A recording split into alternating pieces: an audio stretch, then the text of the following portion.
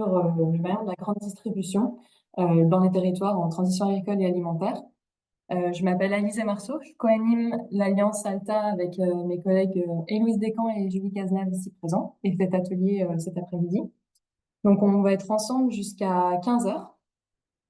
Cet atelier est enregistré, donc on vous fera passer l'enregistrement à la suite avec le compte-rendu de l'atelier.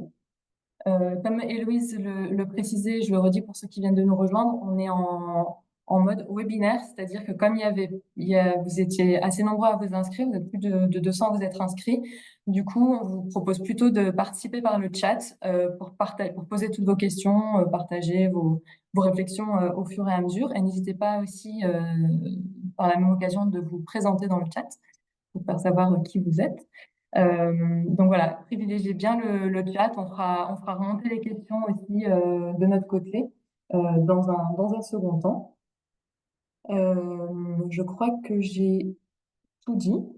Je vais démarrer tout de suite par une petite présentation pour celles et ceux qui ne connaîtraient pas encore à ALTA, donc l'Alliance pour les transitions agricoles et alimentaires. Et puis ensuite, on passera rapidement au retour d'expérience, au témoignage de nos intervenants, que l'on remercie chaleureusement. Donc, on sera avec Charlie Brocard, Justine Labarre et Claire Planchat. Et donc, on démarre tout de suite avec un petit tour d'horizon d'Alta. Donc, c'est une alliance nationale qui s'est lancée en septembre 2022, donc encore assez jeune.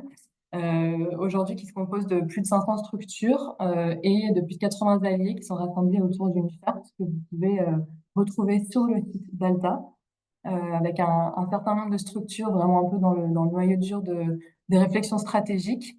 L'Alliance est portée administrativement par Solagro, avec l'appui aussi de la chaire UNESCO Alimentation du Monde et d'un comité de pilotage.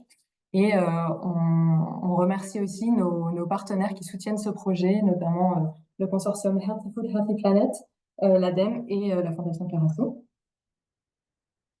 Donc, pour rentrer un peu plus dans le vif du sujet, donc ALTA, c'est vraiment une alliance qui vise à faciliter l'action des acteurs qui sont engagés sur les territoires, dans leur projet de territoire. Ceci via deux grands axes d'intervention, notamment la création d'un espace d'échange et de coopération pour faciliter toutes ces discussions et cette montée en compétences collectives, et mobiliser ces connaissances et cette dynamique pour participer, pour être une force de plaidoyer et contribuer aux plaidoyers nationaux et soutenir les actions des acteurs qui portent les plaidoyers à l'échelle nationale pour faire évoluer un peu les cadres dans lesquels les projets de territoire, les acteurs des territoires évoluent. Donc ça, c'est un peu pour le cadrage global. Concrètement, depuis septembre 2022, donc je disais, l'Alliance c'est un peu mobilisé autour d'un programme d'action pour faire évoluer les environnements alimentaires. Donc dans l'objectif de faire évoluer, d'accélérer l'évolution de nos assiettes, donc vers des régimes alimentaires plus durables et plus végétaux. Et donc ceci à travers plusieurs actions, notamment des ateliers comme celui-ci aujourd'hui, des ateliers donc plutôt exploratoires, de montée en compétences collectives, donc d'échanges de bonnes pratiques, de leviers d'action, d'initiatives inspirantes, etc. Un état des lieux collaboratif qui se poursuit encore aujourd'hui, donc on va vous partager un peu des liens. Donc n'hésitez pas à nous partager des projets que vous pouvez porter ou dont vous avez connaissance aussi sur vos territoires ou ailleurs. Depuis aussi pendant un an, l'Alliance avait suivi un collectif de 5 porteurs de projets pilotes, vraiment pour creuser des leviers d'action innovants pour faire évoluer les environnements alimentaires à l'échelle des territoires.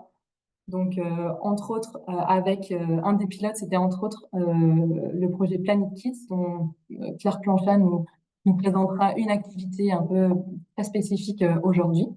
Voilà. Et puis, ALTA, c'est aussi des rencontres nationales annuelles, dont les dernières ont lieu en septembre 2024.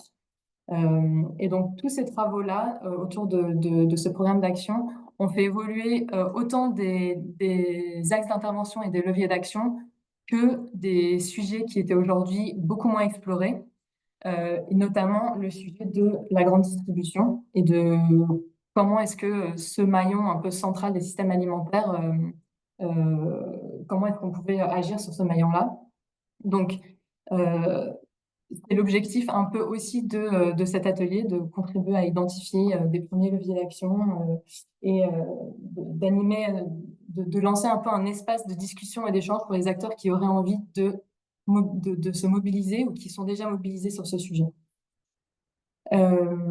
Donc, ce nouveau projet, on en dira un peu, enfin, on en dira un peu plus à la suite des présentations, parce qu'on voulait passer assez rapidement dans le vif du sujet des témoignages. Mais juste pour vous dire à ce stade que le projet, donc dans lequel s'inscrit cet atelier aujourd'hui, vous l'avez compris, se poursuit jusqu'à l'automne 2025 et a été permis par un cofinancement de Healthy Food, Healthy Planet et de l'appel à projet du PNA 2024.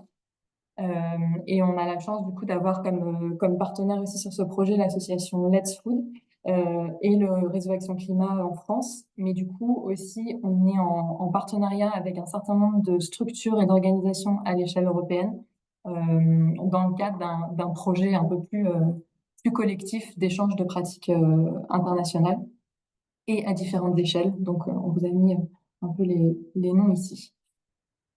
Sans plus tarder, sauf si j'ai oublié quelque chose de crucial, Héloïse ou Julie, n'hésitez pas à me le dire. Et sinon, je vous propose de passer directement donc aux présentations.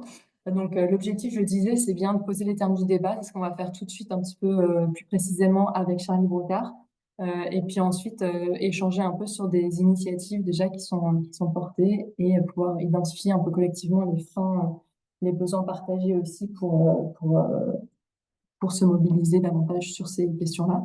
Donc, Charlie, si tu es prêt, je te laisse la parole. Oui, tout à fait. Merci beaucoup.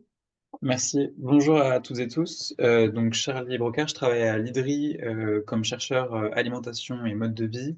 L'IDRI, tu peux passer à la prochaine slide, c'est une structure basée à Paris qui travaille sur les enjeux de transition écologique. Ah, il y a certainement quelques animations qui vont être un peu chiantes à gérer. Qui travaille sur les enjeux de transition écologique et développement durable à différentes échelles, donc échelle internationale d'abord, quand on a été créé il y a 20 ans, et puis plus récemment, au développement d'une action sur l'Europe, et puis pour ma part, sur l'alimentation France. Mais ça reste un peu l'exception parmi ce qu'on fait.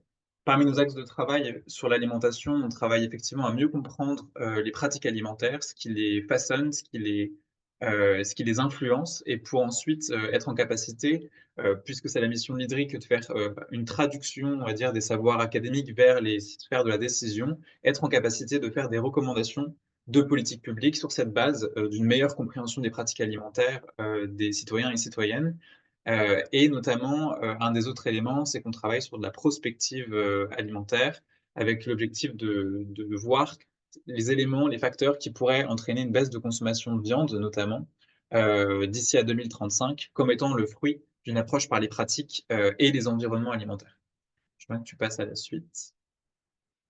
Et parmi ces activités, donc on travaille sur la grande distribution depuis maintenant 1 an et demi, 2 ans, avec une publication qui a été faite à la fin 2023, qui vous apporterait toutes les références, etc., que je vais mobiliser ici un peu rapidement, et qui visait à faire un état des lieux, un diagnostic. Aujourd'hui, la grande distribution, quel est son rôle dans le système alimentaire? Comment on peut objectiver son influence et puis comment la décrire, cette influence? Quelle est sa contribution à la durabilité et quelles sont les pistes de réflexion autour de la grande distribution? Donc avec un regard plutôt macro, hein, plutôt national, mais je vais essayer là dans mes propos de le faire redescendre un petit peu. Et puis l'objectif, il est aussi de donner un premier cadre de discussion pour qu'ensuite les deux intervenantes suivantes puissent vous expliquer un peu plus précisément depuis leur perspective comment ça se concrétise. Donc, tout d'abord, rappeler l'importance de la grande distribution à travers cette démarche d'objectivation dont je parlais. La première chose sur laquelle je voulais insister, c'est il y aura quatre grandes dimensions. La première dimension, c'est le pouvoir économique, bien sûr, de la grande distribution. Donc ça, c'est un élément qu'on connaît toutes et tous. La grande distribution est aujourd'hui en position d'oligopsone, c'est-à-dire très peu d'acteurs qui sont en train de négocier avec un nombre plus important d'acteurs en amont, c'est-à-dire les industriels, et puis encore plus lorsqu'ils négocient directement avec les agriculteurs et agricultrices, ce qui leur donne un pouvoir de négociation très fort qui est étudié par la littérature scientifique. Par ailleurs, la grande distribution, c'est aussi un acteur incontournable lorsqu'on fait ses courses tous les jours, puisqu'il représente aujourd'hui 76% des ventes de produits alimentaires à domicile. Vous pouvez voir, c'est le graphique à gauche, qui montre qu'on a une progression très nette des ventes alimentaires par les enseignes de grande distribution, donc depuis les années 60, avec un pic dans les années 70-80 qui correspond à l'émergence du modèle hypermarché, et que depuis, on a atteint une sorte de plateau, hein, autour de 75-80% des ventes alimentaires, et le reste étant, enfin, se faisant dans des lieux de consommation qu'on peut dire du coup alternatifs, puisqu'ils sont marginaux, soit les épiceries, les boulangeries, mais aussi la vente directe, et puis tout ce qu'on connaît de manière encore plus marginale, les AMAP par exemple. Donc ça, c'est la première dimension qui est importante, un pouvoir économique très fort et une présence incontournable dans le système alimentaire. Le deuxième point, c'est que la grande distribution, du fait de ce pouvoir économique et cette position de puissance, de force dans la chaîne de valeur alimentaire, est en capacité de définir l'offre. Ça prend différentes formes. La première forme, c'est notamment le fait que la grande distribution soit aussi un acteur industriel, puisqu'elle est en capacité de dicter des cahiers des charges à des industries pour produire ses marques distributeurs qui représentent donc MDD, qui représentent, comme vous pouvez le voir sur le graphique à droite, une part assez importante des ventes alimentaires dans les différents pays. En France, on est, bon là c'est 33% en 2022, mais aujourd'hui on est plutôt autour de 34-35.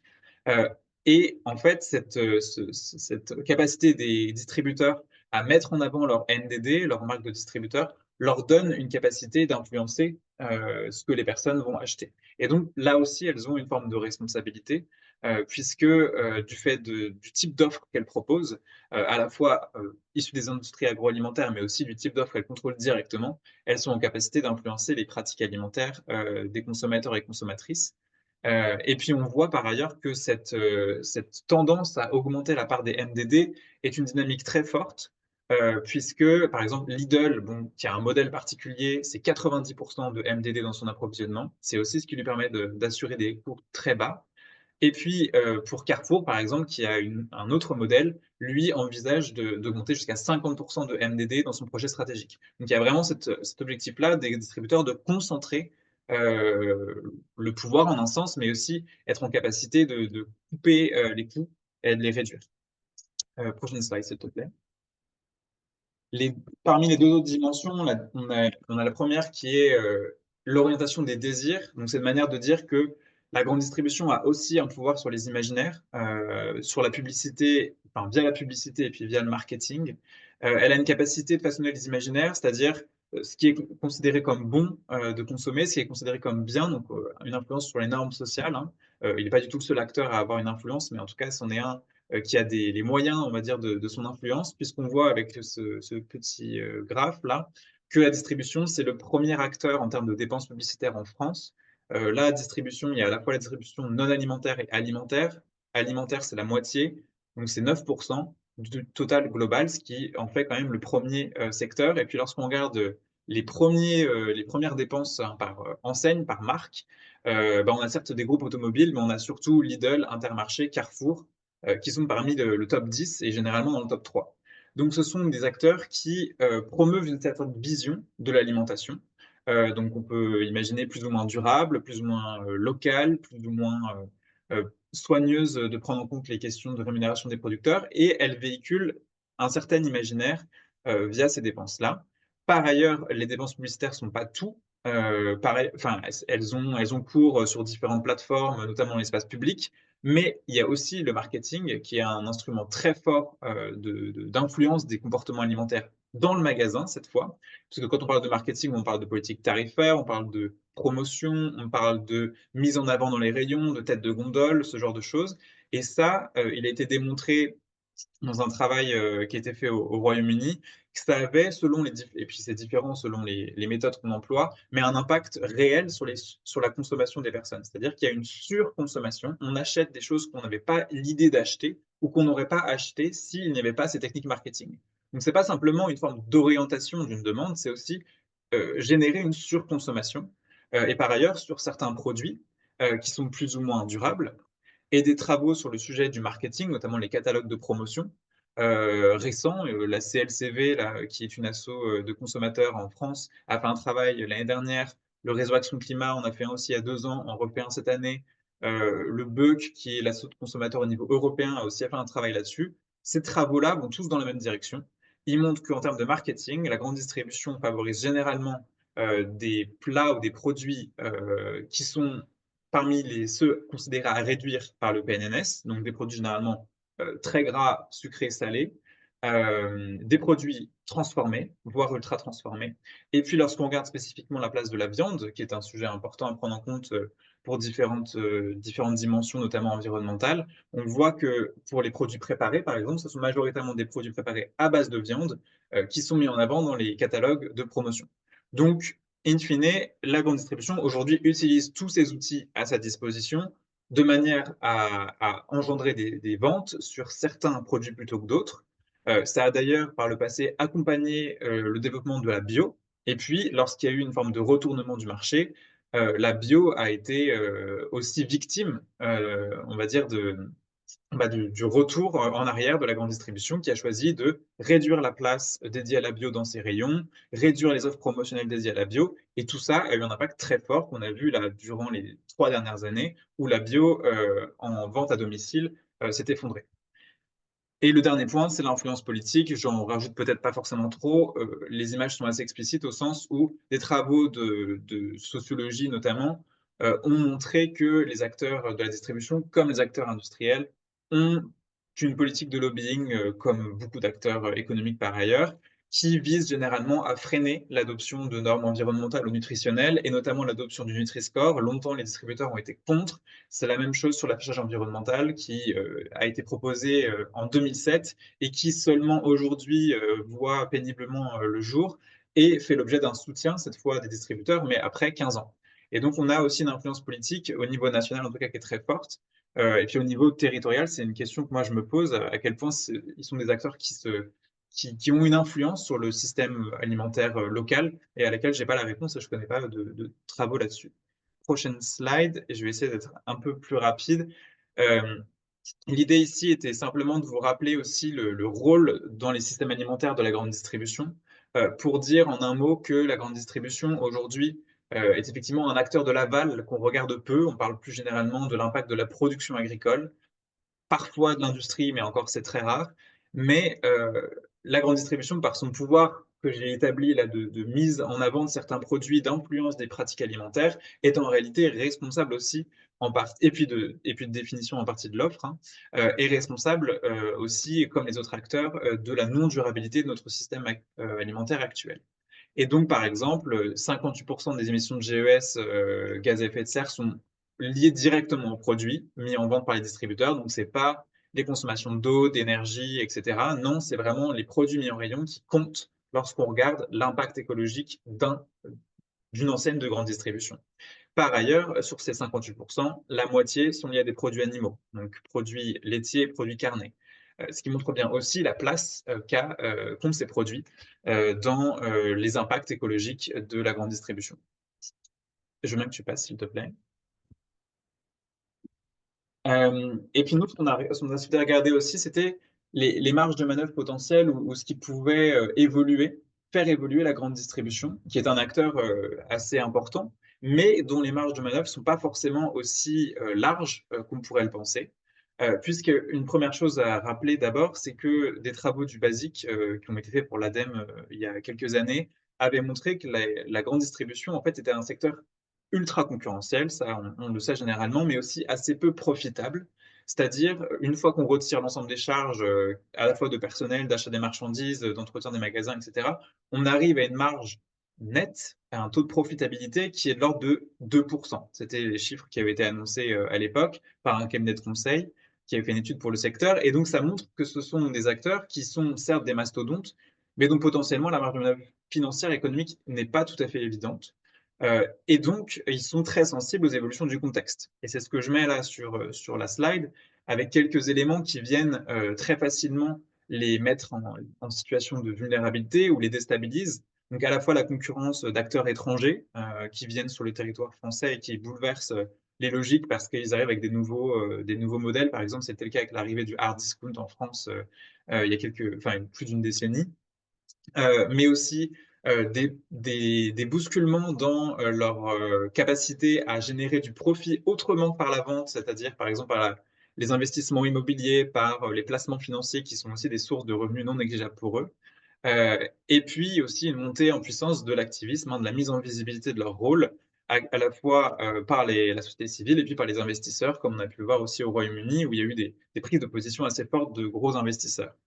Et puis le contexte réglementaire aussi évolue assez vite. La grande distribution dit, ce qui est aussi le cas de beaucoup d'autres acteurs économiques, que ça évolue trop vite, qu'il y a trop de choses, que le contexte évolue très fortement. Et donc là, on a eu récemment, dans les 5, 6, 7 dernières années, l'encadrement des promotions en volume et en valeur. On a eu l'encadrement des relations commerciales entre distributeurs et acteurs amont. On a eu des objectifs qui pèsent aussi sur leur capacité à étendre leurs magasins en termes de surface, avec l'objectif zéro artificialisation nette. Et puis un ensemble de dispositifs aussi sur la transparence, le reporting et le devoir de vigilance qui leur demandent un effort accru de collecte de données et de partage de ces données. Je voudrais que tu passes à la suivante. Ah, bon. Petit problème d'affichage. Est-ce que tu peux juste me laisser la première slide d'abord? Par la première, merci. Et puis par ailleurs, ça intervient dans un contexte où on a une forme de décrochage très fort que vous voyez sur ce graphe qui vient de la Fédération du commerce et de la distribution, qui montre qu'on a un décrochage très fort entre la valeur créée par le commerce et les volumes.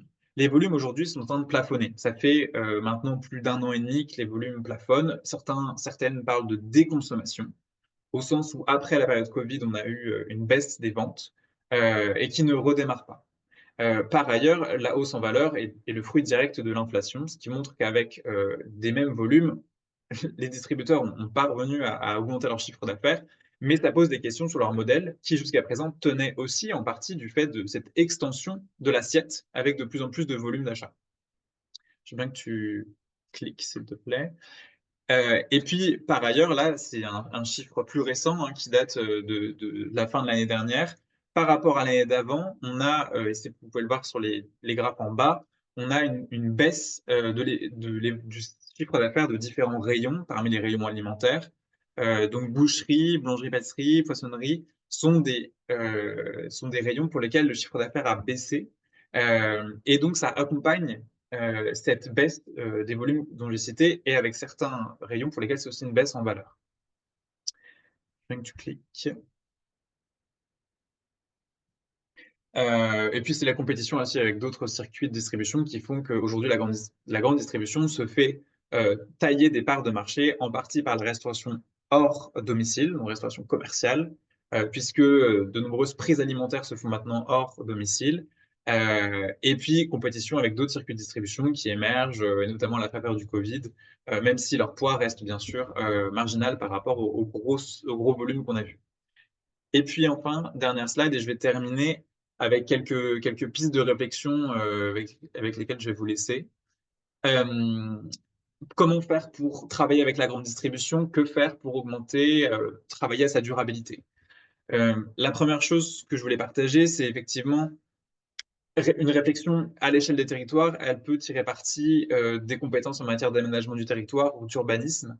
Un travail avait été fait sur les compétences des différents échelons de territoire par Luc Baudigel en 2021 notamment, qui montrait qu'il y avait des compétences en matière de foncier urbain, etc., qui pouvaient être mobilisables dans une optique d'améliorer la qualité des environnements alimentaires. Ça veut notamment dire choisir les commerces alimentaires qui sont implantés. Ça veut pouvoir aussi dire avoir un dialogue avec les acteurs de son territoire pour potentiellement ajouter de nouveaux types de, je sais pas, des stands locaux dans les grandes surfaces, tirer parti de l'affluence qu'elles attirent pour mettre un marché sur le parking et faire en sorte qu'une partie des recettes aillent à des producteurs et productrices locales. Ça peut être différentes choses, à de différents niveaux d'ambition, mais en tout cas, il y a des leviers qui sont explorables ici Et puis par ailleurs, sur le plan réglementaire, juridique, j'en suis pas expert, mais il y a des travaux qui sont menés et notamment, Alta est aussi un réseau pour partager ces éléments-là sur qu'est-ce qui est possible de faire sur le plan réglementaire. Le deuxième point qui nous interrogeait pas mal, c'était comment on fait pour explorer un business model qui soit aligné avec la transition pour la grande distribution. Qu'est-ce que ça veut dire? On a vu le poids de la viande, notamment dans leur stratégie et puis dans les émissions de gaz à effet de serre. Mais qu'est-ce que ça veut dire un business model pour la grande distribution qui aurait plus de local, plus de végétal? Qu'est-ce que ça implique? Et donc là, il y aurait intérêt de travailler avec des distributeurs au niveau local pour voir, OK, si on change vos ventes, si on fait évoluer vos ventes vers plus de produits moins transformés, plus de produits, je sais pas, bio par exemple, qu'est-ce que ça implique comme changement dans les recettes? Puisque les marges sont pas les mêmes, puisque les volumes potentiellement sont pas les mêmes, qu'est-ce que ça implique? Et là, on a besoin de preuves pour avancer et de soutien à certains magasins qui pourraient être pionniers. Et puis enfin, dernier point, c'est renforcer la mise en réseau des grandes surfaces avec les acteurs du territoire via des projets collectifs. Les PAT existent, ils peuvent être intéressants pour ça, même si aujourd'hui la grande distribution en est relativement absente. Mais on peut avoir aussi des travaux sur les approvisionnements, par exemple, la mise en contact avec des producteurs, productrices locaux, etc. Voilà, et j'étais un peu long, je suis désolé. Merci beaucoup. Merci beaucoup, Charlie. Euh, Effectivement, c'est tout à fait l'objectif, comme je disais, de l'Alliance, c'est de faire remonter, et aujourd'hui, c'est l'objectif aussi d'y participer, de faire remonter, d'identifier ces différents leviers d'action, qu'ils soient réglementaires ou autres. Donc, on va continuer à explorer ça avec nos deux autres intervenantes. Et Alta, c'est aussi, dans le cadre de ce projet, l'objectif, c'est également de renforcer cette mise en réseau entre ces acteurs de la grande distribution et les acteurs des territoires. Ça fait partie de voilà, quelles sont les différentes modalités, les différentes expérimentations qui sont à l'œuvre à ce niveau-là. On va peut-être très rapidement prendre une ou deux questions s'il y en a. Héloïse et Julie, si vous... Alors, Ouais, il y a deux questions de compréhension et après une question, je pense, qui reviendra plus loin, enfin, peut-être plus tard dans la discussion sur les marques locales dans les modèles de GMS. Mais du coup, sur la présentation de Charlie, deux précisions sur les 76%. Est-ce que ça rassemble tous les modes de grande distribution, donc y compris le hard discount, mais aussi la distribution spécialisée bio, genre Biocoop, etc. Et la deuxième question, c'est sur le 58% des émissions que tu évoquais. Est-ce que c'est principalement le fait des produits distribués? Est-ce que c'est que l'alimentaire ou est-ce que c'est l'activité de la GMS en général? Voilà, de revenir sur ce chiffre. Ouais. Alors pour le premier chiffre sur le 76%, c'est effectivement toute grande distribution confondue, y compris les distributeurs spécialisés. Je voyais récemment un article qui disait que sur la grande distribution, les grandes surfaces pardon, alimentaires seules, c'est-à-dire au-delà d'une certaine superficie et n'incluant pas les distributeurs spécialisés, on tombait à 54%. Donc lorsqu'on ajoute la distribution spécialisée et les modes pardon, les surfaces plus petites, on arrive à 76.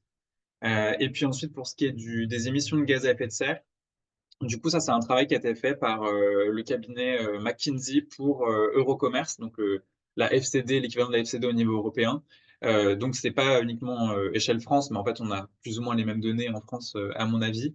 Et effectivement, ça tombe uniquement sur les ventes alimentaires, parce que là, on parle des grocery emissions, donc on parle des ventes alimentaires.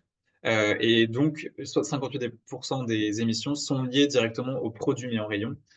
Et puis ensuite, ils ont dû faire une répartition, j'imagine, ils ont dû allouer une partie des émissions qu'on voit ici, qui concernent par exemple le transport ou l'énergie, aux ventes alimentaires, puisqu'effectivement les grandes surfaces vendent autre chose que de l'alimentaire aussi.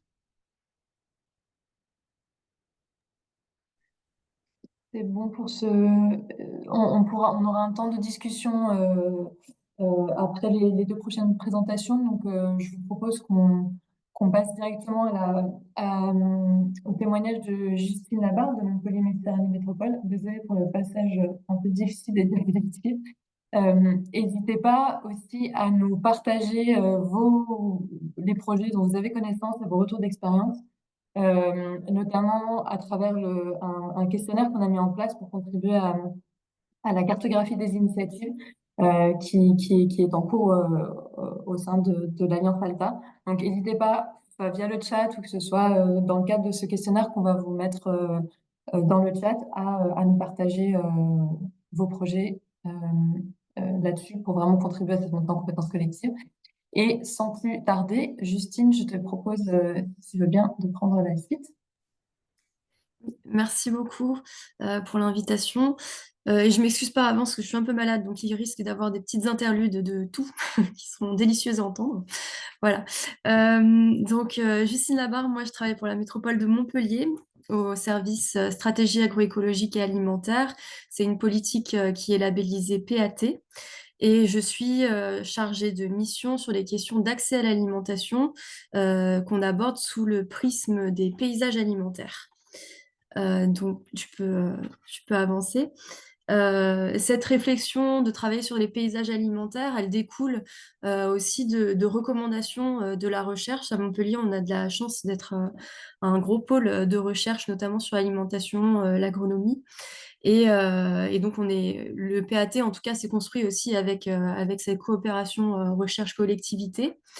Et donc, il nous explique que, évidemment, pour changer des comportements alimentaires des habitants, encore faut-il que les habitants aient autour de soi un environnement qui le permet. Et on utilise souvent l'exemple du vélo, par exemple, pour promouvoir des mobilités douces. Si on n'a pas de quoi acheter un vélo, économiquement, on a déjà une barrière. Si on n'a pas de quoi, quand on va en bas de chez soi, d'avoir une piste cyclable directement en bas, on ne va pas non plus franchir le cap de ce changement de comportement. Donc voilà, on a transposé ça aussi à l'alimentation et au fait d'avoir un environnement alimentaire qui soit capacitant autour de chez soi et autour de son trajet domicile-travail, notamment. Donc voilà, d'une réflexion, d'une étude qui s'appelle Foodscapes, que je vous invite à aller voir si vous le souhaitez sur Internet. Donc ça nous a permis, nous, de nous remettre en question en tant que collectivité et de voir quel levier on pouvait avoir sur ces environnements-là. Donc on est parti des constats, d'un état des lieux qui regroupait l'ensemble de ces recherches, qui nous indiquait aussi que sur la métropole, on avait ce qu'on appelait des bourbiers alimentaires, c'est-à-dire des endroits où il y a une offre alimentaire, mais elle n'est pas de qualité, elle est surreprésentée en mauvaise qualité. On peut aussi avoir des mirages alimentaires, c'est-à-dire que, par exemple, dans le centre-ville, on a une diversité de commerces, on a des commerces de qualité, mais par contre, économiquement, ils ne sont pas forcément accessibles à la population. Donc voilà, on a plusieurs typologies de paysages alimentaires qui démontrent une inégalité d'accès sur notre territoire. Et en parallèle, on voit aussi qu'il y a un éventail d'offres de distribution qui est présent. Donc ça va des solidarités alimentaires classiques jusqu'aux épiceries sociales et solidaires, jusqu'aux épiceries de proximité, les GMS évidemment qui prennent une grande part sur notre territoire, mais aussi la restauration privée avec les restaurateurs et restauratrices. Donc l'idée là de cette construction d'une stratégie pour justement transformer ces paysages alimentaires vers plus de durabilité, c'était aussi d'identifier les leviers d'action dont pouvait disposer et la métropole et les communes qui la composent, parce qu'on s'aperçoit qu'en fait on peut très bien s'appuyer sur des leviers de commerce, d'aménagement, d'urbanisme. On peut aussi aller mobiliser la santé pour travailler sur ces questions-là, parce que l'alimentation est vraiment transversale à chacune de nos compétences finalement. Donc ça a nécessité beaucoup d'allers-retours avec les services de la métropole et de la ville, notamment le service aller-marché, mais aussi le pôle de développement économique qui est assez central sur les questions d'alimentation, donc le service commerce et l'aménagement et les bailleurs, les aménageurs qui ont aussi un rôle assez primordial dans les questions d'aménagement du territoire. Et voilà, en parallèle de toute cette construction, on a aussi voulu mettre en place des concertations citoyennes pour venir affiner ce diagnostic, pour venir confirmer ou infirmer des idées reçues qu'on pouvait avoir et avoir tout cet angle plus qualitatif. Et Et donc, voilà, co-construire tous ensemble cette stratégie. Donc, cette stratégie, on l'a construite dans un comité technique et pilotage qui regroupait et les collectivités et la recherche, mais aussi les associations du territoire, le comité de développement, par exemple. Le grand absent qu'on avait était les GMS. Mais voilà, c'est pour ça que ça commence déjà, on voit directement les enjeux qu'on peut avoir dans la mobilisation des acteurs sur ces questions-là. Si on peut changer de slide, s'il te plaît. Donc, on en est arrivé à proposer une stratégie qui est assez large. Je voulais vous la présenter très rapidement et ensuite on s'attardera vraiment sur le lien avec les grandes distributions, mais je pense que c'est important de recontextualiser et de montrer que tout ça, ça se travaille en parallèle et voilà, ça s'alimente, ça s'auto-alimente. Donc, on est parti sur 4 grandes orientations qui étaient, en premier lieu, accompagner les changements de comportement. Donc, ce qu'on disait qu'il y a besoin d'informer et de sensibiliser. Mais par contre, ce n'est pas suffisant et on doit venir compléter avec les autres orientations qu'on va proposer juste après. Donc, dans cet accompagnement, on peut aussi avoir du développement de représentations sociales qui sont liées à l'alimentation durable, parce qu'en fait, on se rend compte que l'alimentation, elle est quand même très marquée socialement, que certaines catégories de population ne se sentent pas du tout concernées par l'alimentation durable. Ça peut être aussi très stigmatisé, bobo. Et donc, voilà, venir développer des actions pour essayer de démocratiser cette vision d'alimentation durable. Une deuxième orientation qui est plutôt sur la démocratie alimentaire, je disais tout à l'heure, pour nous c'était très important d'inclure le citoyen dans ces questions-là, comment est-ce qu'il peut reprendre la main sur son alimentation et reprendre la main sur le système alimentaire. Donc nous, l'idée, ça va être de favoriser l'émergence de projets citoyens et associatifs, et puis de remettre ces questions-là au sein d'instances de gouvernance, comme les comités de quartier par exemple, où on voit que l'alimentation ressort dans tous les cas. La troisième orientation, qui est plutôt une orientation spécifique là, à notre collectivité, c'est de voir comment est-ce qu'on peut amplifier la prise en compte de l'accès à l'alimentation durable dans des documents internes de planification ou dans des politiques. Donc, c'est comment est-ce qu'on alimentarise des politiques qui sont déjà en place. Par exemple, aller voir dans les politiques sociales, comment est-ce qu'on peut combiner ça avec nos stratégies alimentaires, comment est-ce qu'on peut combiner les stratégies commerciales avec nos politiques alimentaires. J'y reviendrai juste après dans les exemples. Et puis donc de coordonner aussi les interventions, parce que l'alimentation, nous, c'est au centre de nos préoccupations, mais c'est pas le cas de l'ensemble des services. Donc il faut avoir quelqu'un qui soit moteur un petit peu sur ces questions-là. Et enfin, l'orientation qui nous intéresse un petit peu plus aujourd'hui, qui est comment est-ce qu'on assure un maillage territorial des points de vente, donc plutôt d'un point de vue géographique. Dans un premier lieu, on a besoin de connaître notre territoire, ce qui justifie d'autant plus voilà, notre lien avec la recherche et les études qui peuvent y être menées. Et ensuite, comment est-ce qu'on accompagne l'implantation de nouveaux points de vente, notamment dans les déserts alimentaires ou dans les bourbiers alimentaires.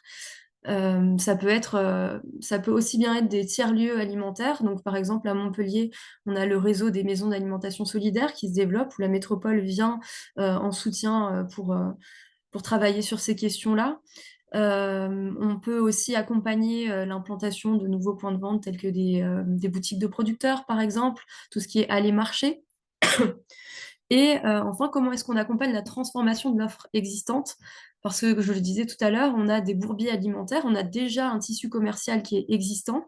Et l'idée, c'est de voir comment est-ce que on peut aller au cas par cas, donner des clés de transition à ces commerces-là pour aller vers plus de durabilité. On peut passer à la slide suivante. Merci. Donc, ce que je voulais vous présenter aussi, c'était les exemples de pistes d'action qui découlaient de cette stratégie. Donc, on en a établi une soixantaine. Donc, dans la soixantaine, la métropole n'est pas porteuse de tous, hein. L'idée, c'est vraiment d'avoir une stratégie qui soit commune à l'ensemble des acteurs du territoire et que chacun puisse s'y impliquer. Donc, la métropole intervient à différents degrés. Tu peux avancer, je pense que j'ai mis des... Voilà, merci. Donc, je voulais vous en présenter 4 en particulier. La première, c'est le lien qu'on a commencé à tisser avec le service commerce sur ces questions d'alimentation. Il y a eu, là, ces derniers mois, des études qui ont été faites pour travailler sur le schéma directeur d'urbanisme commercial de la métropole. Donc, en gros, comment est-ce que la métropole se positionne politiquement pour donner des orientations commerciales à son territoire en concertation avec les communes. Et donc, forcément, dans le tissu commercial, on a une grande partie quand même qui est liée à l'alimentation. Et donc là, c'est entamé un travail de va-et-vient entre notre service et le service commerce pour voir comment est-ce qu'on pouvait inscrire notre politique, notre stratégie de transformation de paysage alimentaire au sein d'un document d'orientation et un document de stratégie commerciale. À noter que c'est pas un document qui est coercitif, c'est plutôt voilà, un document politique, mais par contre, ce DUC se transpose par la suite dans des documents de planification. Donc c'est vraiment la prochaine étape, c'est de voir comment est-ce qu'on peut inscrire ces orientations dans des documents de planification. Donc ça, c'était un premier grand pas de transversalité en fait, entre nos services, chose qui n'existait pas forcément avant. Ensuite, une deuxième action, c'est d'étudier les leviers réglementaires. Charlie, on a parlé un petit peu tout à l'heure par rapport à la publicité. Donc là, on va accueillir un stagiaire en droit de l'alimentation qui va venir nous appuyer sur ces questions-là. L'idée, c'est de travailler sur 3 volets. Le premier, c'est de la publicité, donc la publicité au niveau local.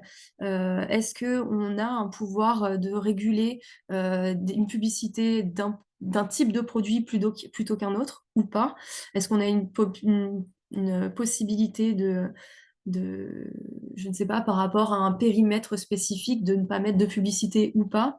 On a vu aussi que Rennes avait voté en tout cas la fin des publicités dans leur commune. Est-ce qu'il peut y avoir des sortes de dérogations pour tel type, pour de la malbouffe par exemple? Je ne sais pas. L'idée, c'est d'aller voir juridiquement si on peut travailler sur ces questions-là. On va également travailler sur la réglementation des marchés de plein vent pour voir si on peut favoriser plutôt, par exemple, la présence de producteurs plutôt que de revendeurs, de producteurs qui travaillent en agriculture raisonnée ou biologique, par exemple, plutôt que d'autres. Donc voilà, plutôt des questions purement juridiques. Et enfin, des questions d'implantation.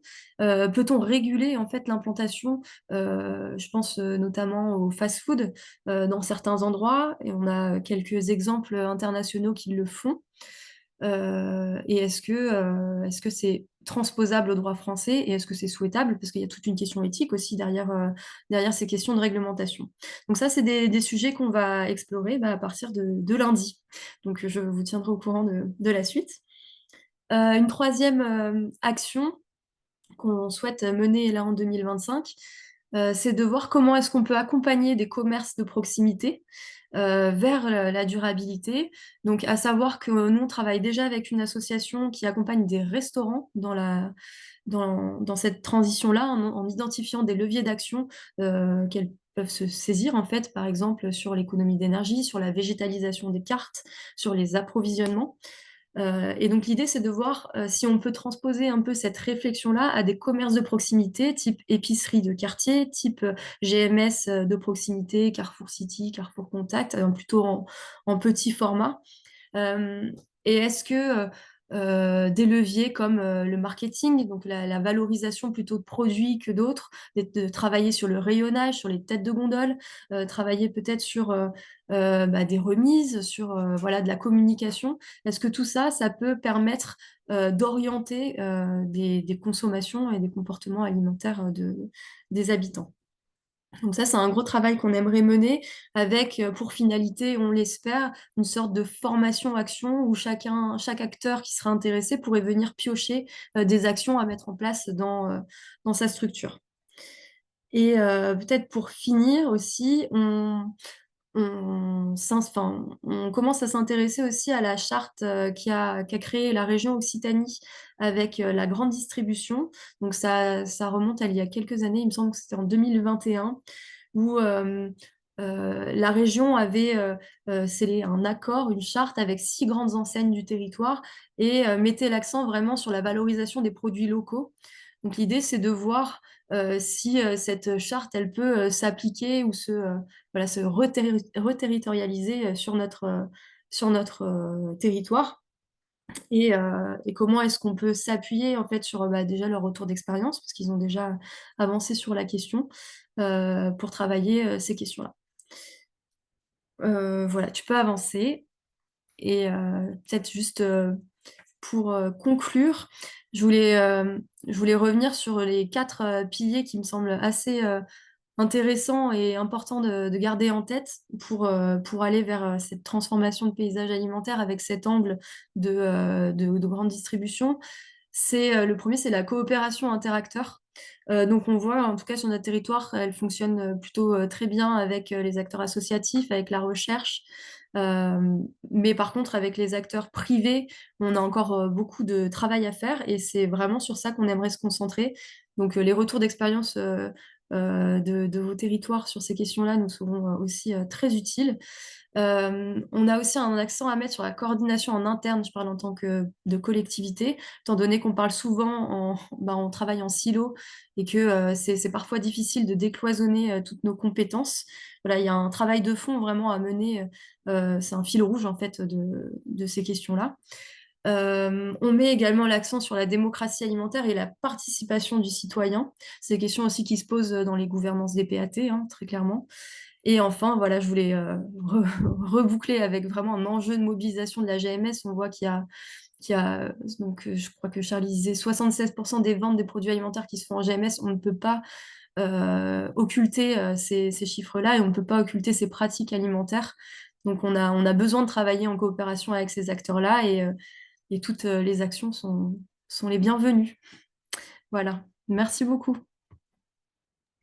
Merci beaucoup, Justine. Alors, peut-être qu'on peut prendre. Est-ce qu'il y a une question ou deux qui sont Il y a sorties, Louise? Pas forcément de questions, mais plutôt des remarques. Le fait de parler par exemple de bourbier alimentaire, ça doit effectivement pas beaucoup attirer la grande distribution, mais dont tu l'as évoqué dans ta présentation, cet enjeu-là.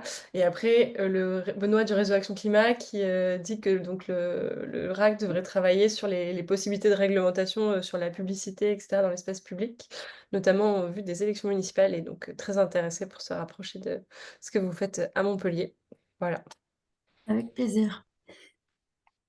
Bah, s'il n'y a pas d'autres questions, comme on a quelques minutes de retard, je propose qu'on enchaîne avec la présentation de Claire qui sera plutôt complémentaire de tout ce qui vient d'être dit jusque-là, avec un focus sur des actions quand même des expérimentations locales très ciblées. Donc voilà, on part d'une stratégie un peu de territoire à des expérimentations très concrètes en coopération entre autres avec des directeurs de magasins. Donc je te laisse prendre la suite sans spoiler plus que ça ta présentation, Claire. Je mets la première diapo. Merci beaucoup, bonjour à toutes et tous. Effectivement, je suis Claire Planchat, je suis géographe au sein d'une unité de recherche en nutrition humaine. Donc, je suis un petit peu la seule en sciences sociales, mais ce qui fait l'intérêt de la pluridisciplinarité en matière de recherche sur l'alimentation. Et je coordonne un Living Lab, donc laboratoire vivant, dans le cadre d'un programme de recherche européen réunissant 24 partenaires qui s'appelle Plan Eat, qui a débuté en 2022 et qui se terminera en 2026. Et l'objectif de ce programme de recherche européen, c'est de travailler sur les transformations des systèmes alimentaires vers des comportements alimentaires sains et durables, donc en cohérence avec tout ce qui vient d'être dit. Et peut-être par rapport à la slide suivante, l'originalité de ce programme de recherche, c'est de travailler donc via des Living Labs, c'est-à-dire d'expérimenter à travers 9 Living Labs dans différents pays d'Europe sur des populations à différents âges de la vie. Donc, par exemple, la Suède, c'est des 0-3 ans. Nous, on est les 6-15 ans en France. On peut avoir aussi les étudiants en Irlande ou en Hongrie avec les jeunes mamans, par exemple, ou en Grèce avec les personnes âgées. Donc, aux différents âges de la vie, comprendre comment accompagner les territoires et les acteurs locaux du système alimentaire, entre autres, pour aller vers ces transitions alimentaires et l'amélioration des comportements. L'originalité de ces Living Labs, c'est qu'ils sont tous constitués d'un panel d'acteurs qui partent de la société civile, de citoyens, d'associations, en passant par les professionnels de la santé, d'acteurs politiques, publics, de chercheurs locaux, d'acteurs d'éducation, de la pédagogie et bien entendu les acteurs du système alimentaire, dont les GMS. La slide suivante. Donc, l'originalité, nous, dans notre Living Lab, c'est qu'on est actuellement sur un Living Lab qui recense à peu près qui recense plus de 70 organismes de ce système alimentaire. On a deux porteurs de la question de l'alimentation et de la distribution, donc à savoir le collectif Auchan, avec le groupement des directeurs régionaux et le service RSE au niveau national. Et puis, on a également le groupement des maisons locales de Biocoop. Donc, l'intérêt d'avoir ces deux partenaires nous permet d'expérimenter une approche qui est de comprendre la participation et la stratégie de l'enfant dans un système de commercialisation et de voir, avoir pour hypothèse de dire que les enfants sont les futurs consommateurs donc, de demain et par conséquent, comprendre leur comportement alimentaire dans une GMS et de voir comment les accompagner aussi pour penser une transition alimentaire avec eux et fait un peu l'objet de nos travaux. L'ensemble des résultats donc, sont des remontées qu'on fera passer au sein de l'Europe dans un laboratoire vivant politique à Bruxelles qui visera justement à mieux considérer des recommandations et des solutions à développer au niveau des différents pays européens. Et donc, dans le cadre de Living Lab Auvergnat, qui se situe sur le pays du Grand Clermont, au parc Livradois-Forez, donc le projet alimentaire territorial de ces deux territoires, qui est notre terrain de jeu.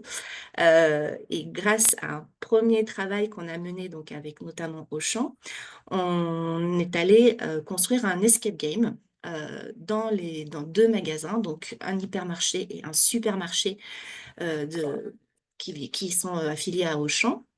Et pour construire cet escape game, donc, on a eu un an de préparation, à la fois une co-idéation, c'est-à-dire permettre à tous les acteurs du système alimentaire précité de se rencontrer, de discuter, de connaître leurs besoins, leurs attentes vis-à-vis, par exemple, de la GMS et plus globalement de l'alimentation de l'enfant et de l'environnement alimentaire des enfants de 6 à 15 ans.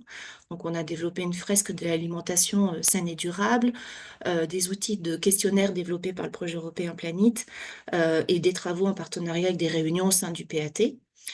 Et puis, on a mené également, une fois que tout le monde était un peu d'accord, d'aller vers ces visites de supermarchés interactives, de construire des groupes de travail associant là, pour le coup, aussi les directeurs des GMS, les acteurs de la pédagogie, donc enseignants, des écoles partenaires, chercheurs, diététiciens, associations d'éducation à l'alimentation, pour co-construire cet escape game et faire en sorte aussi que chacun puisse appréhender les questions de recherche-action dans son quotidien. Et puis, nous aboutissons donc à 2 expérimentations avec 3 classes d'enfants de 7 à 9 ans en supermarché et 2 classes d'enfants de 9 à 12 ans en hypermarché. Et donc, normalement, Alta pourra mettre en lien la page Planit, vous avez des petits films qui présentent comment concrètement ça s'est passé. Donc, sur les slides suivantes, je vais plutôt vous montrer des résultats. Donc, ce qui a été intéressant, ça a été de croiser le point de vue des gérants, directeurs de ces supermarchés, hypermarchés partenaires. Et les points clés qu'ils nous citent, c'est que du coup, pour eux, il y aurait 5 grands freins et leviers qui peuvent être mobilisés. C'est-à-dire que l'intérêt de faire cette recherche-action leur permet à la fois de se poser des questions, de faire un bilan un peu par rapport à leurs actions vis-à-vis de ce public enfant, et puis plus globalement enfin, des consommateurs, et de voir aussi par rapport à la situation territoriale du PAT ou dans lequel il se situe, quels sont aussi leurs freins et le levier. Donc, un premier thème qui a pu être abordé avec eux, c'est la question des approvisionnements. Parce qu'en effet, par exemple, le supermarché n'est pas franchisé, donc il se disait limité par rapport à un catalogue national où il se doit de répondre au catalogue, et tandis que l'hypermarché se voyait un peu plus autonome dans le choix, par exemple, de contractualisation avec des filières locales pour ses approvisionnements. Les leviers qui étaient cités, c'est que le PAT, lui, a cet objectif de mise en réseau de producteurs locaux et que du coup, actuellement, il y a une mutualisation de plateformes logistiques autour de Clermont-Ferrand qui se développe et qui permettent à la fois de réduire justement les temps de transport et des innovations dans les emballages. Le deuxième point, c'est plutôt l'accessibilité, où on est ici, dans des situations, on a sur les hypermarchés, en fait, des publics extrêmement pluriels. Et l'originalité de notre territoire, qui est aussi à la fois rural, en partie, des consorts de l'agglomération clermontoise. On a, par exemple, quand on est dans le fin fond du Livradois-Forez, il faut aller jusqu'à 48 minutes de route pour aller dans un premier supermarché. Donc, on est sur des stratégies de consommateurs plutôt de stockage, ce qui fait qu'il y a des produits vendus qui portent effectivement sur des produits de longue conservation, comme influençant la production, par exemple, d'aliments ultra transformés. En revanche, sur la dimension supermarché, on est plus dans une GMS de proximité, avec des achats plus réguliers, plus quotidiens et une gestion des produits différenciés. Donc là, selon les types de population, selon les types d'attendus du consommateur, il y a un travail qui est particulier puisqu'ils vont développer des logiciels qui aujourd'hui informatisent et numérisent toutes les dates de préemption. Et du coup, ils ont par exemple moins de rayonnage anti-gaspi ou moins de dons qui sont faits aux associations parce que ces logiciels disent rapidement que c'est vite périmé. Je ne vais pas tout détailler, mais en tout cas, ce qui est important dans ces différents points, c'est effectivement donc, le consommateur, ce qui fait qu'aujourd'hui, les gérants qu'on a rencontrés sont à la fois dans une volonté de répondre à 50% à la demande du client et à 50% d'être dans une situation d'offre. Il y a bien le 20% du bio qui disparaît, mais ils se rendent bien compte qu'ils sont dans une situation de transition, de mutation, et que c'est un peu compliqué parfois d'aller vers cette nouvelle mutation. Et pour les enfants, ils sont un peu pris en sandwich dans un discours autour des industriels et un discours, on va dire, plus sanitaire autour du manger sain et durable. Et par exemple, ils développent 2 rayons. Alors, on a une communauté portugaise sur Clermont-Ferrand et on a par exemple un rayon Coca écrit en portugais où il y a moins de sucre et un rayon Coca français où il y a plus de sucre dans le Coca parce que les 2 pays n'ont pas la même recette sur le Coca-Cola. Donc, on est dans des situations un peu originales comme ça. On passe peut-être à la suite. Donc, dans le déroulé de notre escape game, en fait, on a voulu comprendre justement aussi le rapport à l'accès, on va dire physique au supermarché. Donc, on a proposé un transect paysager pour une des écoles partenaires où les enfants allaient à pied depuis l'école jusqu'au supermarché. Donc, c'est plutôt le petit supermarché, pas l'hypermarché, puisqu'il est, lui, par contre, conçu un peu pour le tout voiture, en zone commerciale, etc. Alors que le supermarché, on peut y accéder à pied. Et de voir aussi que les enfants, souvent, ne vont plus à pied, en fait, ou n'ont plus un rapport au paysage alimentaire, un peu comme Justine l'évoquait, mais là, vraiment au sens matériel et géographie physique, c'est la géographe qui parle, par rapport à ces questions de supermarché. Et puis, c'est aussi comprendre l'espace physique, effectivement, en termes de marketing, d'accès aux produits, que l'Escape Game essaye de combiner selon différents types de rayons et différents produits pour mieux comprendre les formes d'impact sur le goûter, les temps du goûter ou les stratégies des enfants aussi par rapport à certains produits et impact sur leur santé. On peut passer à la suivante. Je te laisse pas boire, Alizé. Donc, sur les formes de paysage, en fait, quand on leur a posé la question, qu'est-ce qui fait penser à manger quand on est dans le paysage? Donc, on voit l'impact des enseignes. Et puis, finalement, c'est presque été un peu dur pour les enfants. Donc, on leur a juste demandé de prendre en photo, en fait, tout le long du parcours ce qu'ils voyaient. Et parfois, c'est un peu compliqué parce que ce qui regarde l'enfant n'est pas celui de l'adulte, bien évidemment, mais certains logos assez célèbres avec 2 espèces de petits ponts jaunes sont très vite repérés, ou des marques où ils ont l'habitude justement d'aller, comme à Auchan, c'était aussi assez rapide pour eux. Par contre, une boucherie Label Rouge, c'était les adultes qui les ont fortement influencés pour la trouver. On a traversé des zones de jardin où, pareil, on se retrouve avec certaines déconnexions sur c'est quoi l'aliment dans les jardins. Et puis, on a été assez surpris où beaucoup de photos ont été prises sur les déchets trouvés par terre.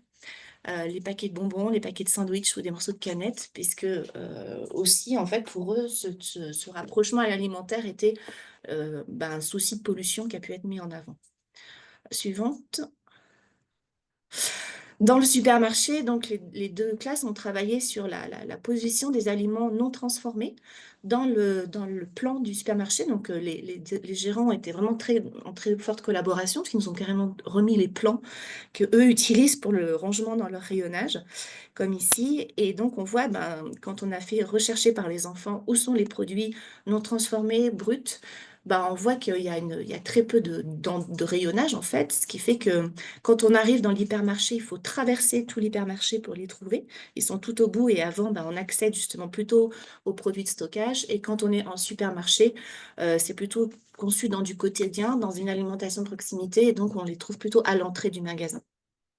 Sur la suite. Un autre travail, par exemple, qui a été fait, c'est pour faire comprendre aux enfants ben, la saisonnalité et puis d'où viennent les fruits, par exemple. Et c'est vrai qu'on était à une période où les poires étaient encore de saison quand on a fait Escape Game. Et là, on a retrouvé des poires qui venaient du Vietnam. Donc, c'était aussi pour eux des éléments assez surprenants et tout un moment d'éducation et de pédagogie assez concret pour eux. Si on avait fait ça aussi, c'est que dans le discours, alors cette fois-ci non plus des directeurs, mais plutôt de leurs employés, quand on leur demandait comment se faisait l'approvisionnement, c'est dans un discours de dire bah, c'est des produits locaux, c'est produits sains et durables. Et en fait, pour les petits, la traduction n'était pas si évidente et locaux, pour eux, c'était à côté de Clermont-Ferrand. Et là, il s'avérait que ce n'était pas le cas. Sur la suite. Sur une dernière expérience, même si on a fait plusieurs ateliers, qui était sur celui des céréales et des aliments ultra transformés, on a pu assez bien étudier l'histoire du marketing et l'influence de la publicité, notamment entre autres, mais aussi l'influence des parents. Par rapport à la facilité de manger des céréales le matin, qui est devenue une tradition presque dans de nombreuses familles, et du coup d'apprendre à lire les étiquettes des céréales, et de voir dans le packaging, le paquet qui fait le plus envie ou fait le moins envie, on a eu quelques surprises et quelques discussions intéressantes où, par exemple, certains packagings sont vraiment plus intéressants parce qu'on voit bien le lait qui gicle sur le dessus, alors que les marques du magasin, les packagings sont pas très belles. Parfois, certaines céréales, on ne sait pas si c'est des petits coussins ou des crottes excitent les enfants. Donc, juste pour conclure, aujourd'hui, on souhaite aller plus loin dans notre démarche, puisque là, on a essayé de lancer la restitution avec, pareil, une copartage de cette restitution. On a fait un espèce de webinaire, on a mélangé les deux classes, les enseignants, enfin tous ceux qui ont participé. Et bien malheureusement, la configuration politique actuelle, comme vous l'entendez au niveau d'Auchan, et notamment sur Clermont-Ferrand, où il y a des fermetures de magasins, ne nous ont pas permis de pouvoir accueillir à nouveau les gérants, puisque c'était un peu compliqué quand notre date est mal tombée, on va dire ça comme ça. Mais on espère de tout cœur pouvoir continuer à travailler avec eux par la suite. En revanche, ayant été soutenu par Alta et Auchan sur cette première démarche, là, on a un deuxième soutien qui émerge, c'est le magasin Biocop, qui vont nous permettre de renouveler aussi donc, de nouveaux escape games et complémenter un ensemble de ces recherches par rapport à cette transition des systèmes alimentaires et de la stratégie marketing autour des enfants et des comportements alimentaires des enfants, selon qu'on soit dans une GMS, on va dire, plus traditionnelle et une GMS spécialisée comme est le cas de Biocop. Donc, on aura des restitutions des publications. Et puis, on a un gros travail aussi qu'on continue de mener en lien avec le projet alimentaire territorial, puisque ce PAT dispose d'un collectif de chercheurs qui travaillent conjointement pour accompagner le PAT et ses acteurs aussi à penser ces questions-là. Et donc, le PAT a déjà initié des ateliers citoyens autour des étiquettes, des rayons idéaux. Et là, nous, on apporte la dimension enfant, ça nous permet de continuer à collaborer ensemble. Voilà, je vous remercie. Merci beaucoup, Claire. Merci parce que c'est très dur comme exercice pour tous les trois. En 10 minutes, c'est quand même court pour faire passer autant de messages. Donc, merci beaucoup à tous les trois. Est-ce qu'il y a eu des questions entre-temps, soit sur la présentation du film de Claire? Non, pas particulièrement, juste que c'était très intéressant, donc des retours positifs. Par contre, il y a eu une question tout à l'heure qu'on n'a pas traitée, qui est un peu transversale à tous ces sujets-là, donc je ne sais pas qui pourra y répondre. Je la pose maintenant, Alizée, ou, Oui, ouais. ouais, tout à fait. N'hésitez pas à continuer à poser vos questions dans le chat. Là, on peut prendre un petit temps, un petit quart d'heure pour discuter ensemble. Donc c'était par rapport notamment au poids des marques distributeurs qu'évoquait Charlie en introduction et de la capacité d'influence de la grande distribution, quelle place pour les marques territoriales locales, donc les démarches de groupement de producteurs, etc., pour être référencées en GMS et être identifiées en rayon. Je ne sais pas si on a des retours d'expérience à partager là-dessus, mais donc voilà, je trouve autant une piste de réflexion qu'une question. Bah, peut-être dire un mot en réaction à cette question. Non pas que j'ai la réponse, mais j'avais rencontré Carole Chazoul, qui est une chercheuse à l'ISARA en Rhône-Alpes, et qui bossait sur un projet de recherche qui s'appelle SIAM, SYAM, pour Système alimentaire du milieu, qui s'interrogeait justement sur la durabilité, enfin, la manière d'augmenter la durabilité du système alimentaire en travaillant spécifiquement sur des hybrides, en fait. Non pas uniquement sur transformer la grande distribution et le modèle qu'elle suppose d'un côté, et puis de l'autre, soutenir les alternatives, mais de travailler à une hybridation entre les deux. Et donc, notamment, il y avait des travaux qui ont été réalisés sur la diffusion de la marque régionale de l'Isère, euh, et donc sur la manière dont ils pouvaient nouer des relations avec les grandes surfaces. De ce que je me rappelle, mais du coup, il faudra lire ces travaux-là pour plus de détails, c'est que effectivement, c'était toujours difficile pour ces marques territoriales, même si elles arrivaient à démontrer leur intérêt, on va dire aussi pour les magasins, c'était toujours difficile de s'inscrire dans la durée d'un partenariat avec les grandes surfaces. Et donc, il y avait de nombreuses limites en fait à ces travaux d'hybridation entre les deux. Donc, je vous renvoie du coup aux travaux de Carole Chazoul et son équipe. Merci beaucoup, Charlie, pour ces premiers éléments de réponse. Je pense que tu parlais de l'Isère et la question venait justement de l'Isère. Donc, la boucle est bouclée. Il y a un certain Euh, nombre d'autres territoires aussi qui démarrent des expérimentations pour notamment faciliter la mise en rayon de produits de marques locales comme Isère. Voilà, c'est aussi des choses qu'on va essayer de suivre à travers le projet ALTA, donc plus d'infos à venir, mais ça pose des premières questions, comme le disait Charlie, et notamment aussi en termes de concurrence avec des circuits de distribution plus alternatifs sur des territoires, comment ces mêmes produits sont distribués à la fois dans la grande distribution et à la fois dans le circuit alternatif. Est-ce que certains produits sont réservés au circuit alternatif ou que à la grande distribution? Bon, voilà, c'est plein de questions qui se posent. Pour l'instant, c'est assez expérimental, donc, mais il y a plusieurs territoires qui souhaitent se pencher dessus.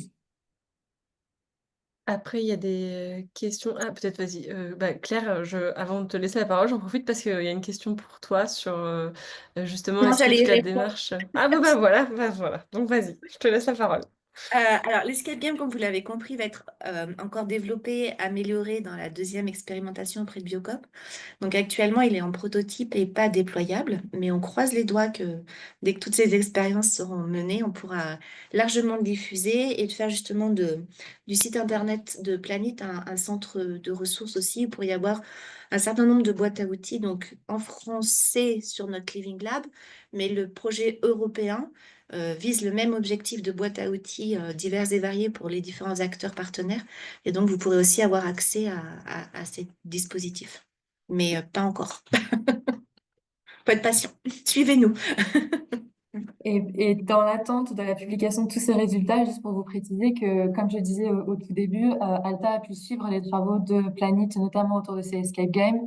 Et donc, très prochainement, dans les prochaines semaines, on va publier aussi des fiches retour d'expérience sur ces escape games. Donc, avec un petit peu plus de détails que ce qu'on aura pu dire aujourd'hui, mais moins que, voilà, que les résultats que proposera Planit. Mais voilà, il y a des choses à suivre. Donc, n'hésitez pas notamment à vous inscrire au bulletin d'Alta directement vous pouvez y aller sur le site internet pour avoir toutes ces infos quand on les publiera. Il y a une question sur le lien GMS collectivité. Est-ce que, à nos intervenants, est-ce que vous observez des différences d'implication et de pratique entre les GMS franchisés et intégrés? Ouais, je peux peut-être donner un élément de réponse. On a commencé à s'intéresser via des projets étudiants aux différentes pratiques, notamment sur les approvisionnements des GMS franchisés et intégrés. En effet, on se rend compte qu'il y a peut-être plus de marge de manœuvre chez des indépendants ou chez des franchisés en termes d'approvisionnement en local. Et c'est pas non plus la totalité de leur approvisionnement, hein, quand même. Mais voilà, on a l'impression qu'il y a plus de marge de manœuvre chez les franchisés, mais ça dépend. J'ai l'impression que ça dépend quand même beaucoup des politiques, simplement des différentes enseignes, quoi. Je sais pas si Charlie a peut-être plus d'éléments. Ben, justement, moi, c'était aussi une question que j'ai et sur laquelle j'ai pas trouvé beaucoup d'éléments de réponse. En tout cas, c'est vrai que les fonctionnements franchisés et intégrés sont différents, notamment du fait du rôle plus important de la centrale d'achat au niveau national pour les intégrer et d'une centralisation de la décision. Donc, ça peut jouer à deux niveaux, enfin, dans les deux sens, c'est-à-dire qu'à la fois, moi, j'avais fait des entretiens aussi avec une série d'acteurs de la grande distribution. Et à la fois, effectivement, ça peut être utile pour d'avoir un fonctionnement intégré pour s'assurer que ce qui est pris comme décision au niveau du siège central enfin, soit bien mis en application dans les magasins. Et en même temps, ça peut avoir un effet pervers au sens où si la direction n'est pas acquise, on va dire, à des enjeux environnementaux ou de santé, alors il y a beaucoup moins de marge de manœuvre pour les magasins sur les territoires. Donc c'est un peu un effet qui tout double et moins de marge de manœuvre aussi du fait de ce point de la centrale. Mais c'est un peu les seuls éléments que j'ai à ce stade.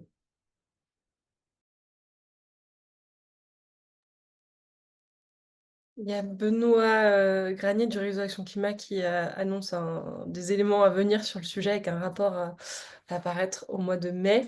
Et côté Alta, j'en profite pour dire que nous, on va lancer aussi un travail avec une stagiaire sur les marges de manœuvre des magasins sur les territoires, justement, pour faire un peu bouger leurs pratiques et faire évoluer leur offre. Donc, c'est des sujets, voilà, on espère effectivement avoir plus d'éléments, ou en tout cas, on manque voilà, de ressources pour le moment. Il y a une question, alors peut-être avant de passer sur un autre sujet, est-ce qu'il y a des enseignes plus facilement mobilisables au-delà des franchisés intégrés?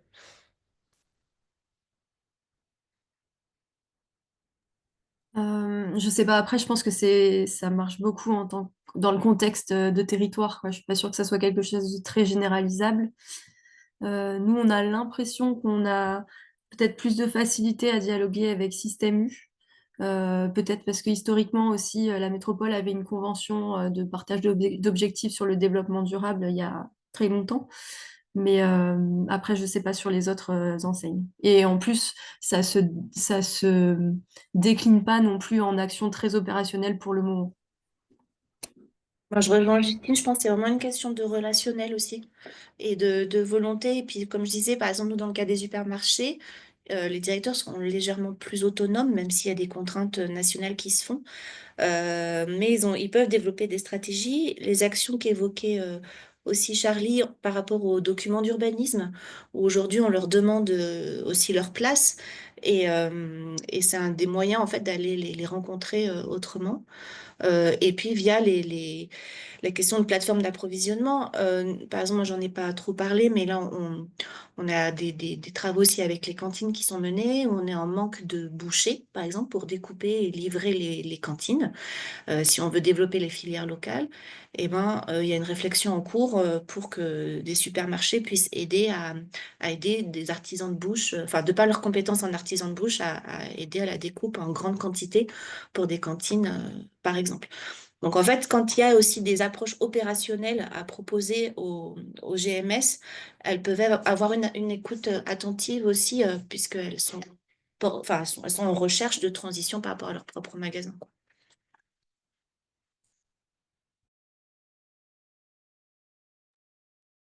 Merci pour ces éléments-là.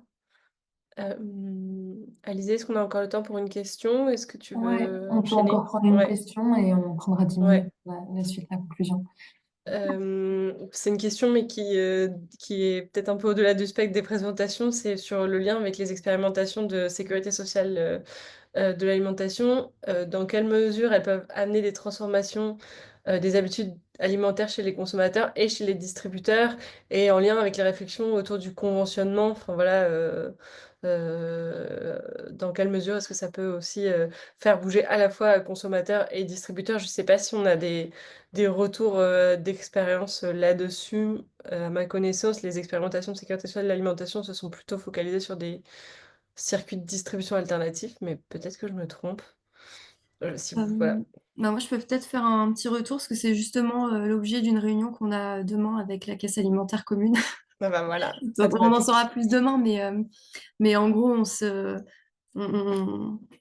nos préoccupations convergent dans le sens où pour conventionner, enfin, comment dire, pour élargir le nombre de participants à la caisse, on a besoin aussi d'avoir plus de points de conventionnement. Sauf que bah, on arrive à une limite aussi par rapport aux critères qui sont établis. Les critères qui sont établis sont enfin, sont dans une vision alimentaire durable, voilà, qui a été définie par le comité citoyen. Et on se rend compte qu'il n'y a pas assez de commerces qui répondent à ces critères-là sur notre territoire. Donc, l'idée, c'est de voir, nous, de notre côté, en tant que métropole, on se pose la question de voir comment est-ce qu'on accompagne des points de distribution qui ne sont pas encore dans les critères, mais comment est-ce qu'on peut petit à petit les amener vers voilà, cet idéal, entre guillemets, qui est porté par cette charte. Et le groupe de conventionnement de la caisse alimentaire se pose aussi des questions pour voir des questions de formation, par exemple, des épiceries. Donc, c'est moins des grandes distributions. On est plus quand même sur des commerces de proximité que des GMS. Mais par contre, les questions d'accompagnement vers la transition se posent.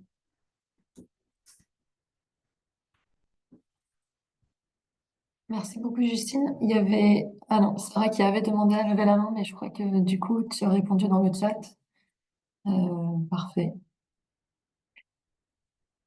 Il y a des expérimentations, si je ne me trompe pas, au sein du conseil départemental de la Seine-Saint-Denis aussi, dans le cadre d'expérimentations de SSA, de réflexion notamment sur le conventionnement des produits avec euh, euh, des expérimentations de transfert monétaire et de bonification pour des produits plus ou moins durables. Et donc, ils vont aussi creuser ce sujet-là, voir qu'est-ce qui est possible de mettre en place ici avec les GMS. Donc, plus d'infos aussi à venir là-dessus. Oui, et peut-être pour rejoindre ce que dit Sarah dans le chat, nous, c'est pareil sur Montpellier, il n'y a pas de conventionnement avec des GMS, mis à part les Biocop, enfin certaines Biocop, pas toutes en plus. Mais du coup, c'est vrai que tout l'axe GMS, il n'est pas dans le spectre caisse alimentaire en tout cas.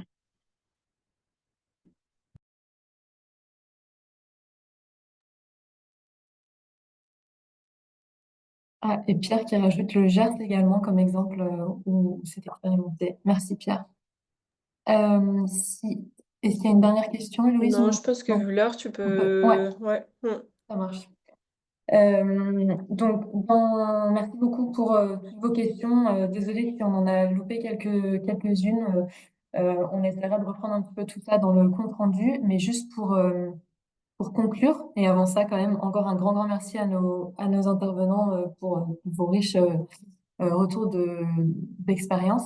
Ce qu'on voulait juste vous proposer, c'est de faire un rapide tour d'horizon du projet Grande Distribution et Territoire que va porter Alta jusqu'à l'automne, qui a déjà démarré l'année dernière, donc avec déjà 2 ateliers en présentiel qui ont été menés aux dernières rencontres d'Alta et dans le cadre des assises d'agroécologie à Montpellier. Donc pareil, c'était des objectifs qui avaient déjà pour objectif un peu d'identifier les premiers leviers d'action, des retours d'expérience. Dans le cadre de ce projet, donc très rapidement, comme je le disais au départ, on a mis en place une plateforme pour capitaliser un peu des initiatives inspirantes que vous pourriez avoir. Donc n'hésitez pas, on vous a mis le lien dans le chat, on vous le remettra dans le compte rendu. Mais voilà, c'est important. Il n'y a pas tant d'exemples encore que ça d'expérimentation, de collaboration avec la grande distribution. Donc c'est important de faire remonter un peu tout ce qui se fait déjà, parce qu'il y en a quand même des expérimentations. On va aussi, donc Alta va aussi travailler avec un collectif de 5 porteurs de projets pilotes qui on est en cours un petit peu de recrutement et notamment on a mentionné par exemple le conseil départemental de Seine-Saint-Denis qui va pouvoir effectivement rejoindre ce collectif. Également Interbio Occitanie, le Grenoble-Alpes Métropole, le Club de Roma de l'alimentation et la communauté de communes de Forez-Est, donc ils portent toutes un peu des expérimentations de collaboration avec la grande distribution. Donc voilà, à suivre aussi via ces travaux-là. Et l'objectif, c'est aussi d'interroger, d'aller un peu plus loin sur cette notion de responsabilité territoriale des magasins. Comment est-ce qu'on peut inclure ça dans, comment est-ce qu'on peut rapprocher l'offre et les pratiques de ces acteurs avec notamment les stratégies alimentaires des territoires. Donc voilà, des travaux à suivre et notamment dans ce cadre-là aussi, l'idée c'est d'expérimenter un outil un peu simple mais d'analyse des pratiques des magasins de la grande distribution pour concrètement permettre de mettre en perspective ces actions avec les stratégies du territoire. Voilà, et puis l'ensemble de ces travaux sera capitalisé dans le cadre de la boîte à outils d'Alta qui va être mise en ligne prochainement sur le site d'Alta et dont on espère vraiment pouvoir renforcer et structurer la partie de la boîte à outils un petit peu concernant l'évolution de la distribution sur les territoires. Donc, plus d'infos à venir avec, il y aura également aussi une cartographie interactive des initiatives. Donc voilà, encore une fois, n'hésitez pas à nous partager vos retours. Alizé, je peux Oui, oui, ajouter bien juste sûr. quelque chose, dire que enfin voilà les projets Alta c'est vraiment des projets au service des alliés, donc des dynamiques collectives. Donc voilà, si vous êtes intéressé, n'hésitez pas à vous manifester. L'objectif aussi pour nous c'est de travailler avec tous les alliés qui sont intéressés par ces questions. Donc vous en avez vu une partie aujourd'hui sur cette notion de responsabilité territoriale des magasins. On va notamment travailler avec l'association Let's Food qui a creusé ce sujet-là plus en avant. Et donc, voilà, c'est des choses sur lesquelles il ne faut pas hésiter à venir vers nous si vous souhaitez contribuer, si vous avez des choses à partager ou si vous avez des questions que vous vous posez et qu'on pourrait essayer de creuser dans le cadre de ce projet. L'objectif, c'est vraiment de servir le collectif pour accélérer les transitions agricoles alimentaires, hein. C'est vraiment ça la mission de l'Alliance. Parfait, merci beaucoup. Et du coup, dans la suite de ce que vient de dire Héloïse, on voulait aussi vous partager quelques premiers enseignements. Alors, apprendre comme tel, c'est vraiment des premiers éléments qui sont amenés à être précisés et étoffés. Mais notamment dans le cadre de tous ces ateliers, enfin de ces premiers ateliers qu'on a pu mener, et des échanges bilatéraux qu'on a pu avoir avec un certain nombre d'acteurs sur les territoires, on a quand même on a quand même le sentiment que il y a un intérêt important, il y a une participation assez forte aux différents ateliers, donc on sent qu'il y a une envie de se mobiliser sur ces sujets-là, mais qu'il y a encore assez peu de coordination entre ces initiatives. Donc c'est ce à quoi voilà, Alta propose aussi de contribuer. Plusieurs freins ont été déjà identifiés et je pense qu'on pourra compléter cette liste évidemment, mais et ça a été déjà mentionné, mais les différentes marges de manœuvre, donc j'y reviens pas dessus, entre le modèle concentré et la franchise.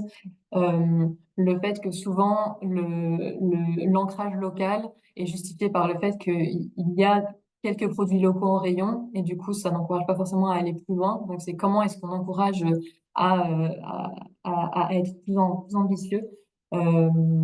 Euh, également aussi, Charlie le disait également, les stratégies des enseignes, elles dépendent aussi beaucoup du contexte et elles sont quand même assez, enfin, un contexte pas forcément évident avec une forte concurrence par le prix. Et donc, du coup, au-delà de ce qu'on pourrait être capable de faire à l'échelle locale, évidemment, ça demande beaucoup d'actions à l'échelle nationale, notamment des politiques publiques fortes qui pourront créer des règles du jeu équitables pour tout le monde et donc une régulation un peu de base pour tout le monde. Sinon, c'est quand même compliqué à avancer à plusieurs vitesses. Donc, dans la suite aussi, des points clés à retenir, et Claire l'a mentionné notamment, c'est le rôle central des directeurs de magasins et la relation qui peut être établie aussi avec eux en tant qu'individus. Évidemment, l'engagement des élus, ça va sans dire, pour peser aussi dans ces dialogues.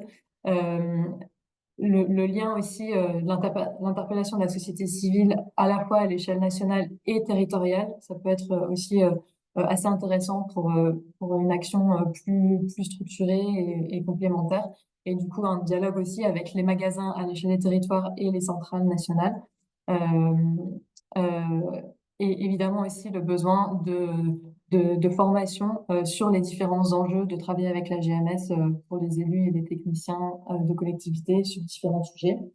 Euh, et notamment aussi peut-être un besoin aussi de creuser un petit peu, d'identifier entre guillemets, les vraies attentes des consommateurs, donc vraiment, et qui vont être différentes en fonction des différents territoires, mais étant donné que c'est un argument qui est souvent assez mis en avant par les acteurs économiques en disant qu'eux répondent déjà à la demande des consommateurs, donc il n'y a pas forcément de raison de le changer. Donc à creuser un petit peu, qu'est-ce qui nourrit cette demande? Comment est-ce qu'elle se construit? Est-ce que ces acteurs ont voilà, une vision complète de ces demandes? Euh, voilà. Et puis également, euh, encore une fois, des premiers éléments à prendre, voilà, comme un travail en cours de construction, mais on a commencé à identifier un petit peu 4 modes opératoires à l'échelle des territoires et qui se retrouvent un peu dans ce qui a été dit dans ces interventions aujourd'hui. Mais euh, il y a d'abord l'engagement dans un dialogue et dans la coopération pour mettre en place des relations de confiance de long terme entre les acteurs de la distribution et les acteurs du territoire, qu'ils soient collectivités territoriales, sociétés civiles, etc. Donc à travers soit des projets co-construits, soit des appels à projets ou même des chartes d'engagement, comme le mentionnait Justine par exemple. Un autre mode d'opération, ça peut être aussi des partenariats plus économiques, donc comme on l'a vu avec des expérimentations comme les produits locaux en rayon, donc c'est des partenariats économiques à la fois soit sur l'approvisionnement ou sur la mise en rayon pour faire évoluer la nature des produits référencés. Et puis la présentation aussi, la visite des fleurs.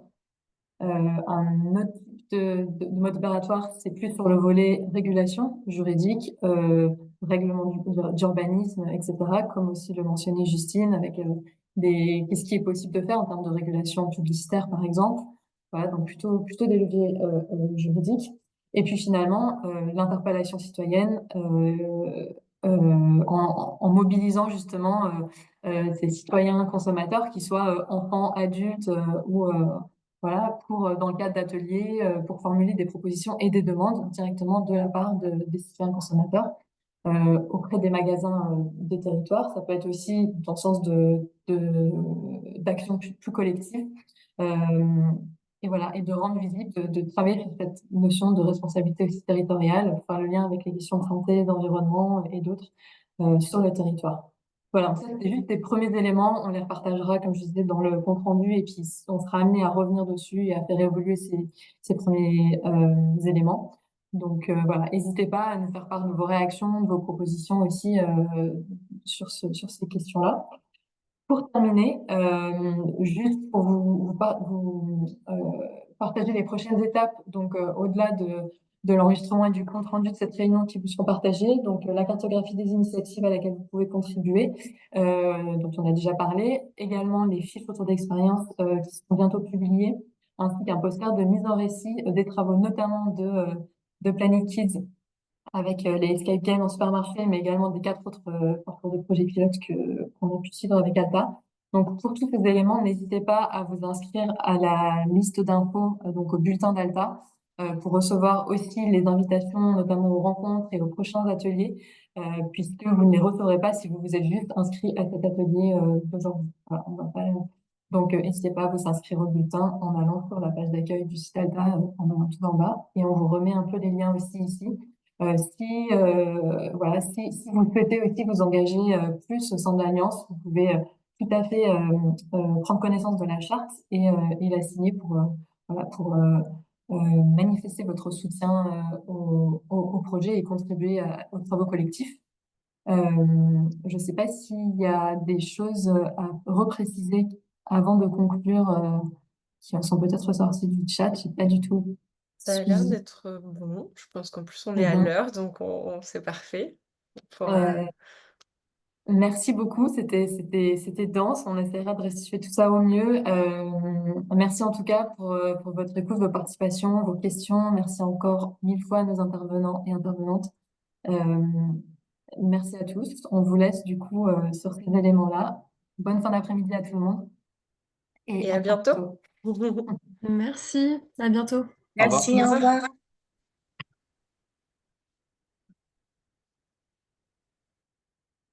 On peut peut-être couper l'enregistrement?